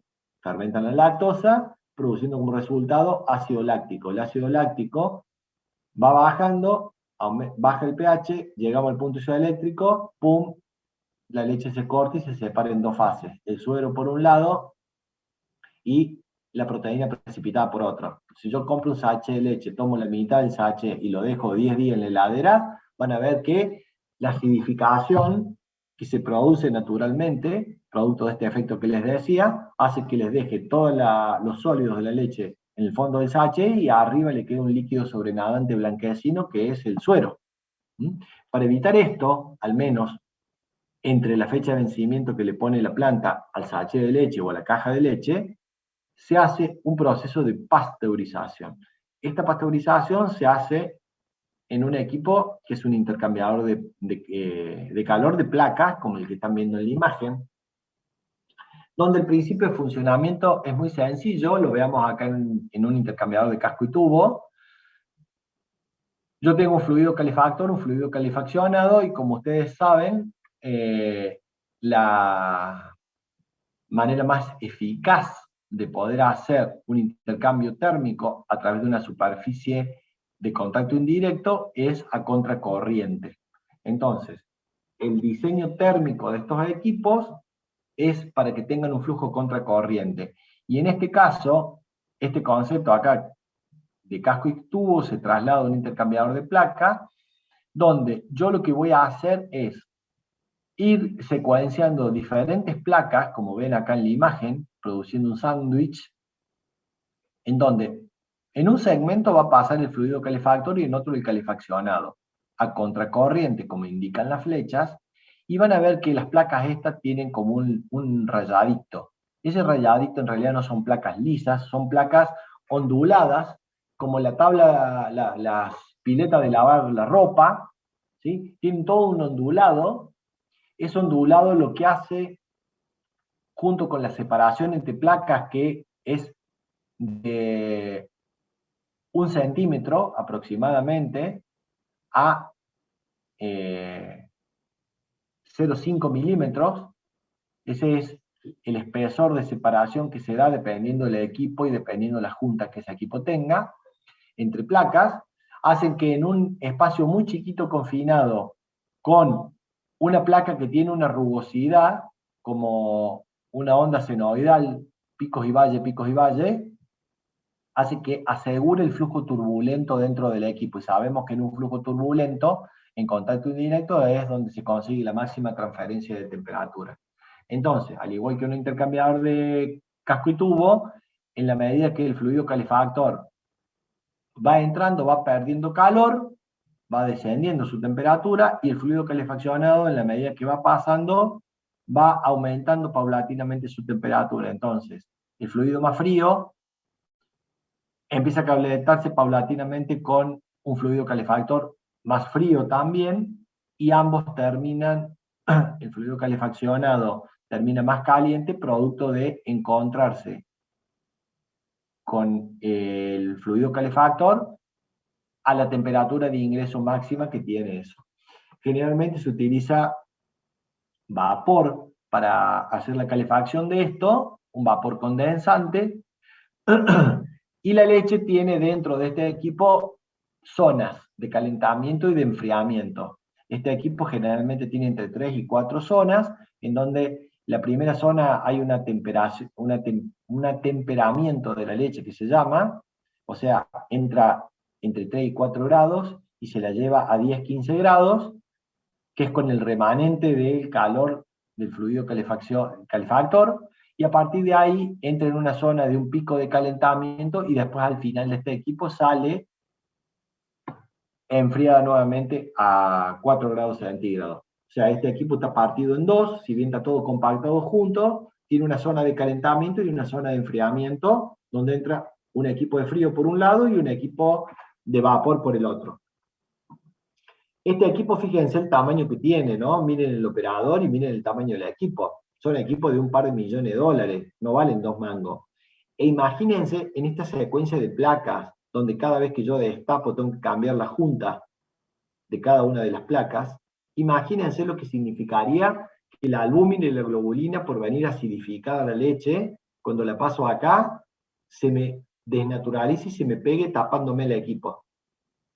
Tengo que desarmar, desconectar todo el equipo, desarmarlo, sacar placa por placa y lavarla con primero una limpieza química y después un hidrolavadora y refregar. No me queda otra. Entonces, al que le pase eso, le cuesta el puesto, pero seguramente. ¿Por qué? Porque salgo de producción, a lo mejor un turno, para poder hacer todo ese trabajo, y un montón de personas interviniendo para poder hacerlo rápido. Y dado el costo de estos equipos, las plantas no tienen muchos de estos equipos. De gran caudal, ¿no? Pero tienen una mínima parada para la limpieza, ¿o no? se desarma cuando se observa una pinchadura de placa, pero no se desarma para limpiar. Se supone que si la leche viene con la acidez que corresponde y la proteína está en la condición que corresponde, debería soportar el tratamiento térmico de la manera que se hace sin precipitar, y yo sí hago una limpieza química porque como es un circuito cerrado, después hago una limpieza con soda cáustica y cada tanto paso una mezcla de fosfonítrico para decapar la superficie y eliminar cualquier residuo mineral que se ha incrustado. Pero generalmente no se desarman periódicamente estos equipos, solo para mantenimiento. Y siempre la presión del circuito donde va la leche es mucho mayor a la presión del circuito donde va el vapor. ¿Por qué? Porque si hay una pinchadura de placa, que de hecho las juntas o las placas se rompen, si se rompiera una junta la pérdida es evidente. Así que sé que tengo que parar. Pero si se pinchara una placa, que de hecho se perfora en producto de tantas limpiezas químicas acumuladas al paso del tiempo,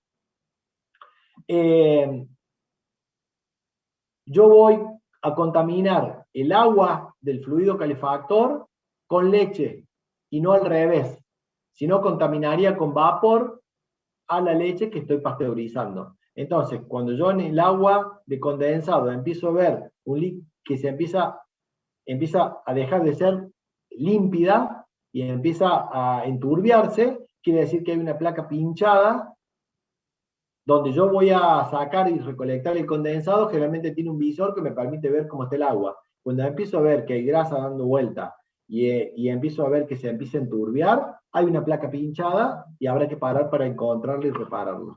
Entonces son las formas que la industria le ha buscado la vuelta de parar lo menos posible. Es bastante tortuoso desarmar estos equipos, ¿no? No es tan simple. Gracias. De nada. Bueno, está claro las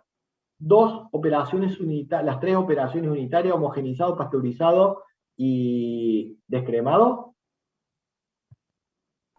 Profe, el tema de la pasteurización, cuando lo habíamos visto en su momento en biotecnología, me parece, veíamos que era a una temperatura específica y por no sé cuántos, o sea, eran varias veces, era como se cortaba, se paraba, o sea, al revés, perdón, como que se da temperatura, se paraba, se da temperatura. Bueno, ahí vi el cuadro. Hay un cuadro que lo estoy poniendo en pantalla, lo íbamos a ver después, pero te respondo ahora.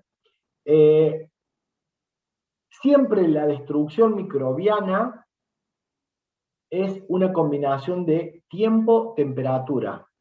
Es decir, yo necesito temperatura constante a un determinado valor y sostenido a lo largo de un determinado tiempo para que tenga efecto. Es decir, a ver, todas las bacterias en la bibliografía, yo agarro un libro de microbiología y digo cuál es la resistencia de esta bacteria a la temperatura, al pH, etc. Y te va a decir 56 grados, 72 grados, no 25 grados. Está bien. Es como que yo diga, y si yo te disparo con una pistola en la cabeza y te mato, y sí, tengo certeza que ese nivel de temperatura produce la muerte. Ahora, una cosa es que yo sepa cuál es la temperatura a la cual la bacteria se destruye, y otra cosa es que no puedo saber cuántas bacterias hay. Entonces yo sé que una bala en una pistola puesta en la cabeza te mata, pero si hay 10 personas y no una, ¿cómo mato a las otras 9? Entonces yo necesito el equivalente a la cantidad de balas, que es el tiempo, para una flora contaminante promedio que yo recibo. Entonces, la industria, ya con el paso de los años y tanta experiencia, ha determinado a qué temperatura se mueren todos los patógenos, sostenido por cuánto tiempo. Y ha establecido como se llaman esquemas de pasteurización. Generalmente el que ya te vende el equipo te hace una determinación promedio de tu carga microbiológica a lo largo de un tiempo y acondiciona a uno de estos esquemas de pasteurización. Lógicamente, los esquemas más violentos o de mayor capacidad calorífica son los que producen mayor problemas en las proteínas. Por lo tanto, el producto al cual va a ser destinado esa leche va a ser muy distinto dependiendo qué haga. La temperatura ideal para todos aquellos procesos en donde yo quiero precipitar proteína y tener un alto rendimiento, todos los quesos gourmet y demás, necesita el menor tratamiento térmico posible. Y como la curva de tratamiento térmico o de muerte microbiana no es lineal, es una asíntota generalmente, el esquema que mejor representa eso, que está prohibido en nuestro país, pero está aceptado, por ejemplo, en Francia, donde tienen una calidad higiénica de la leche proveniente de tambo excepcional, excepcionalmente buena. Si acá nosotros, no sé, tiramos papelito de color al aire cuando tenemos 100.000 unidades de formador de colonia por mililitro, los franceses tienen 50. Entonces, en esa calidad, yo puedo hacer una termización y puedo mantener la leche y destruir esas bacterias con un golpecito de temperatura por un tiempo muy cortito. Ahora, acá que trabajamos todavía medio salvajemente, cuesta mucho a la carga microbiana que llega al tambo usar esos esquemas. Entonces SENASA directamente los prohibió. Y tenemos que nosotros ir sí o sí a un esquema de pasteurización. Y fíjense que la curva es tan logarítmica que es irracionalmente desproporcionada. 65 grados 30 minutos, 75 grados 20 segundos. Así de varían las cosas dependiendo de la temperatura a la cual yo lo exponga. Entonces, fíjense que yo tengo una pasteurización un poco más intensa. Evidentemente, las pasteurizaciones más intensas van a prolongar mucho más la vida útil de la leche, pero como leche, no como leche transformada en producto. Entonces, para hacer yogures, quesos y demás, elijo pasteurización baja o lenta, más o menos por las temperaturas y los tiempos de este cuadro, y para hacer leche o leche larga vida, ni hablar, elijo los esquemas más enérgicos. Fíjense, una ultra pasteurización que hoy se llama, acá en Argentina, que es la leche UHT, que es la que nosotros compramos como larga vida en caja, tiene un esquema de pasteurización de 150 grados centígrados, 4 segundos. Este esquema de pasteurización ya no se hace por contacto indirecto a través de un intercambiador de calor, sino se hace por contacto directo. Es vapor sobrecalentado que se inyecta directamente a la leche y después la leche, a ese vapor se lo saca o se lo extrae del sistema por una bomba de vacío en un destilador flash. Entonces, ¿qué pasa? Yo inyecto el vapor sobrecalentado y después lo separo y ahí la leche la puedo tener un tiempo muy corto en un espacio muy reducido y enfriarla rápidamente. En ese caso, tengo una leche de una calidad higiénica excepcional, de hecho, larga vida, con la ventaja de que un tiempo tan corto como 4 segundos la proteína no alcanza a desneutralizarse. Entonces no tengo gran efecto sobre la proteína. Y tengo una gran conservación de leche, pero todos estos esquemas de alta combinación tiempo-temperatura me generan un problema que es una pérdida de rendimiento significativa. Un queso, para que te dé una idea, un queso cremoso de cualquiera de las marcas, aproximadamente debería rendir de cada 1000 litros de leche, yo debería sacar entre 130 a 140 kilos, o sea, un 13, un 14%. Si yo pasteurizo la leche en un esquema de 85 grados, 12 segundos o más, de 112 grados por ahí, el rendimiento baja a menos del 10%. Entonces, esos pocos puntos que pierdo, 2, 3 puntos, representan el 30% del rendimiento cuando me descuide. Y es un valor inaceptable para la industria. Entonces, acá voy a estar en una situación, para resumir, de compromiso. Conservo calidad de proteína para que tenga un elevado rendimiento y rentabilidad del proceso, o aseguro y preservo inocuidad del producto a lo largo del tiempo.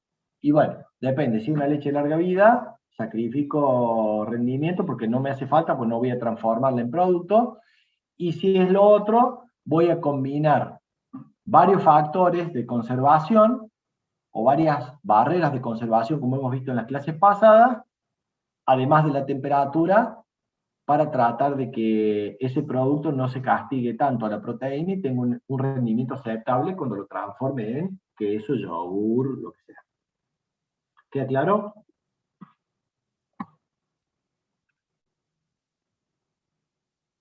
Sí, profe, muchas gracias.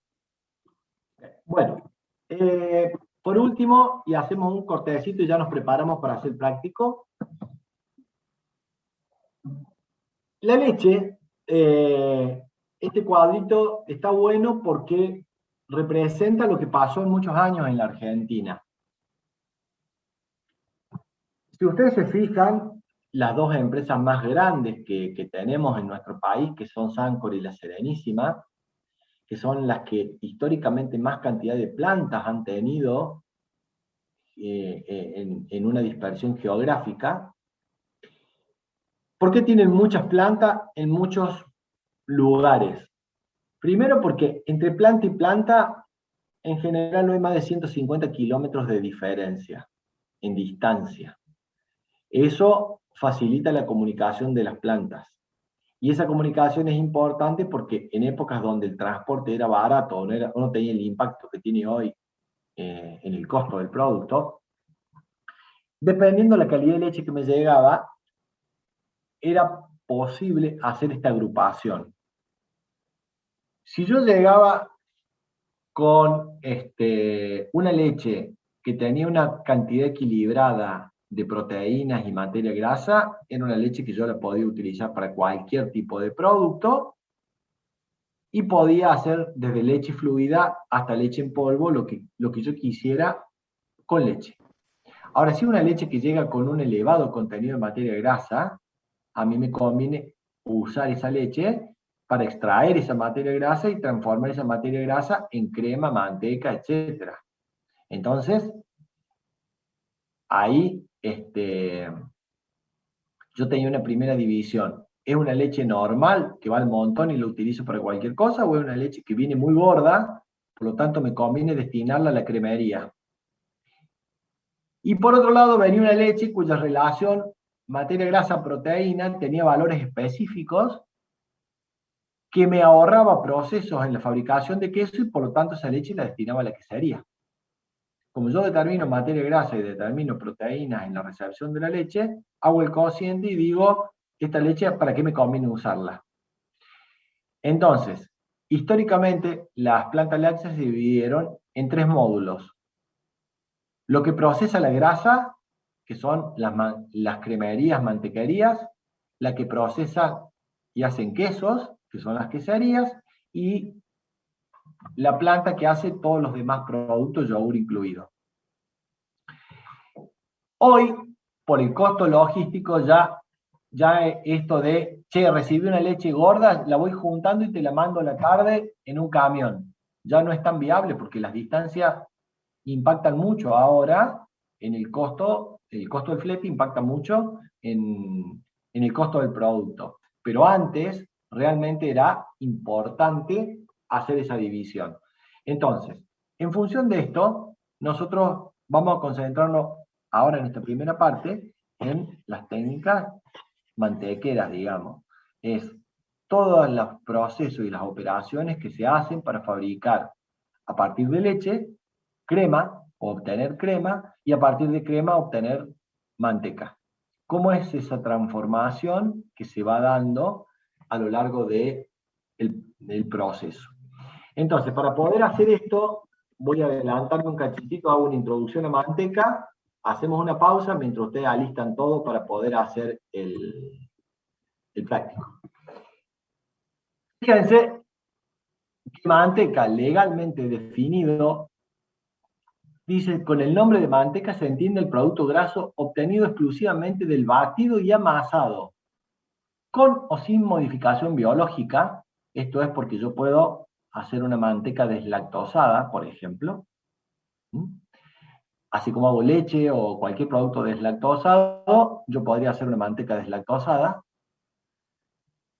Producto graso obtenido exclusivamente por el batido y amasado, que es lo que van a hacer ustedes ahora, de la crema pasteurizada derivada exclusivamente de la leche, por procesos tecnológicamente adecuados. La materia grasa deberá estar compuesta exclusivamente de grasa láctea. Esto es para que no se le agregue ningún aceite de otro origen, ni ninguna grasa bovina de otro origen. De hecho, históricamente era un producto muy adulterado, como es el producto más caro dentro de la familia de los lácteos convencionales, digamos, obviamente que era el más adulterado. Entonces, hasta no hace mucho tiempo, uno preguntaba al almacenero, ¿qué haces cuando se te vence la manteca? Ah, no, se la devuelven y me la cambian. ¿Sí? Ese se la devuelven y me la cambian, era un reciclado de este producto. Por supuesto no lo hacen las primeras marcas, pero hay toda una serie de industrias que se dedican a reprocesar la grasa. Los otros productos no se pueden, pero la grasa se puede reprocesar y se puede recuperar bastante con algunos tratamientos, por supuesto, no aprobados por ningún esquema sanitario, pero que todos los que están en el rubro los conocen y saben que se hacen. Entonces, manteca, solamente lo que proviene de crema. Y crema, obviamente, lo que proviene de leche, sin el agregado de absolutamente nada.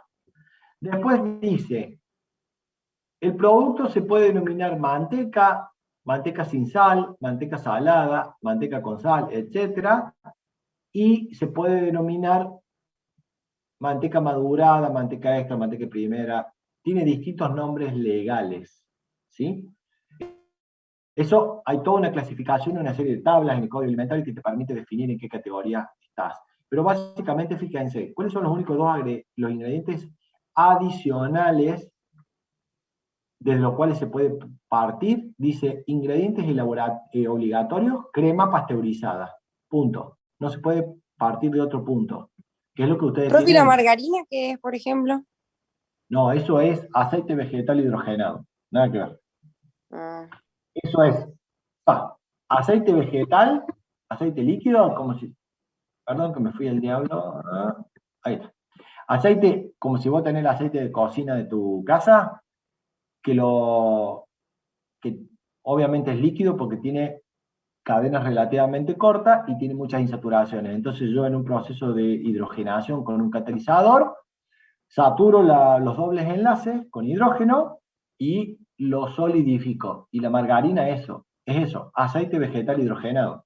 Puede ser de distintos vegetales, pero tiene la característica de hidrogenado. Y hasta hace poco, todos los procesos de hidrogenación, por una cuestión termodinámica, terminaban en posición trans. Y ahí venía el rollo de las grasas trans. Entonces, hasta no hace muchos años, 20 años, no había tecnología para a escala industrial, ¿no? Hidrogenar de manera cis. Hoy ya existe la tecnología para hidrogenar de manera cis y hoy las margarinas vuelven a empezar a tener un rol protagónico, pero en el mientras tanto que se empezó a difundir que las grasas trans generaban problemas a la salud, problemas de deposición, favorecía la deposición de colesterol en las arterias, bla, bla, bla, empezaron a matar la industria. Así que la industria se tuvo que poner a investigar a ver cómo hacía grasas cis. Y de hecho, hoy la industria del chocolate sufrió un duro golpe cuando no el chocolate proveniente exclusivamente de la manteca de cacao, sino el chocolate al cual se le agrega aceite de palma, aceite de coco, aceite de un montón de cosas, que son los chocolates más baratos, que no se hacen con manteca de cacao, sino que se hacen con aceites hidrogenados. Tuvieron problemas porque obviamente generaban en la hidrogenación grasas trans y el chocolate era complicadito desde ese punto de vista, hasta que, bueno, para unos 5 años, creo, más o menos, ya incluso en el Mercosur no se pueden vender más ninguna grasa legalmente, ¿no? No se puede vender más grasa hidrogenada trans. Bueno, entonces, ¿qué le puedo agregar solamente a la manteca? Cloruro de sodio y eventualmente fermentos lácticos. Cuando todavía había productos importados en la góndola de supermercados, se podía conseguir mantecas, sobre todo de países nórdicos, donde tienen el hábito de madurar a la manteca, es decir, se la somete a un proceso de fermentación a la leche que va a transformarse en manteca, en donde hay un proceso enzimático que da como resultado la generación de una serie de compuestos que le dan el sabor y el aroma característico a la manteca. Estos compuestos, ¿sí? Esta familia de compuestos que se genera, está prohibido agregarlos sintéticamente. Existen hoy en el mercado compuestos sintéticos que se llaman de la familia de los diacetilos, así se llama la familia. Está prohibido el agregado de diacetilos a una manteca no madurada, porque esto es un proceso natural, y hoy, bueno, existe la posibilidad de, como vamos a ver después que hagan el práctico ustedes, en un fabricador industrial hoy, agregarle con una manguerita diacetilo y que la manteca tenga el sabor de una manteca fermentada sin estarlo. Ahí me ahorro 8 horas de proceso. ¿Por qué? Porque tengo que tener un tanque como si fuera un bioreactor, esperando que las bacterias fermenten la lactosa y generen los diacetilos. En cambio, de la otra manera, pasteurizo directamente, concentro la crema, hago la manteca y dosifico diacetilo y chao, saco el producto en 15 minutos. Esos costos son las trampas que a veces ha hecho la industria, que desde la legislación hoy se intenta poner un bloqueo. Y fíjense, un parámetro importante para que charlemos, y por eso está la balanza como uno de los pedidos que ustedes tenían que tener. Dentro de las características físico-químicas de la manteca, dice, en la manteca salada el porcentaje de materia grasa no podrá ser menor al 80%. Materia grasa mínima, 82%. O sea que en una manteca común, yo tengo que tener mínimo 82% de materia grasa. En una manteca salada, la diferencia entre esto, que es el 2%, es el porcentaje máximo de sodio que le puedo agregar, de cloruro de sodio que le puedo agregar a la manteca. Y fíjense, por el otro lado, todo lo que no es grasa va a ser agua principalmente, proteína, lactosa y algunos minerales que pueden haber quedado de la leche. Entonces fíjense que la cota por el otro lado es humedad, 16%. Entonces, yo una manteca no podría tener más del 16% de humedad.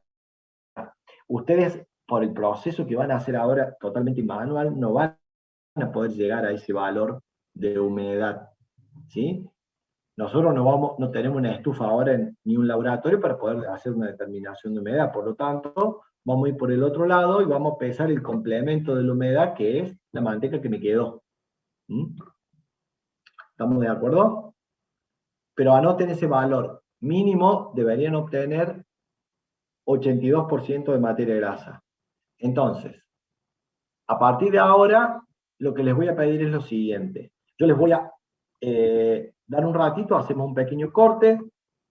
Ustedes buscan en el espacio donde estén con la compu, celu, lo que sea, pongan, no sé, un mantel, algo para no enchastrar mucho, acomoden el bol, acomoden el tenedor, el batidor, todo lo que les pedí como materiales, menos el hielo, déjenlo todavía en la heladera el hielo, acomoden todo, así cuando volvemos en 10 minutitos, les puedo explicar el proceso y la metodología que vamos a utilizar para poder hacer el práctico. Y a partir de ahí podemos después sacar conclusiones. ¿Estamos de acuerdo? Sí, Sí, profe. Bueno, son 3:30 en la práctica, ¿les parece? 4 menos 4